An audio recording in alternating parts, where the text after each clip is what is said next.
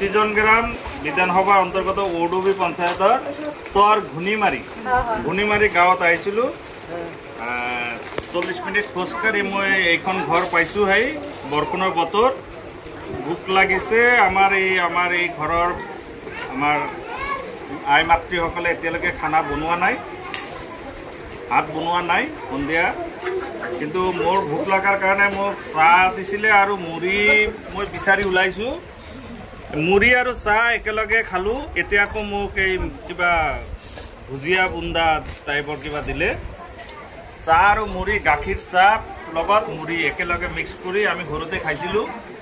এতিয়াও কেতিয়াবা খাব ট্ৰাই কৰোঁ, কিন্তু আজি যিটো সোৱাদ পাইছোঁ এই সোৱাদ মই আজিলৈকে পোৱা নাই। আশা কৰোঁ আপোনালোকে কেতিয়াবা ইয়াতে আহিব, এনেকুৱা মুড়ি চাহ মুড়ি একেলগে খাব। আমাৰ এই মাহঁতৰ যিমান মৰম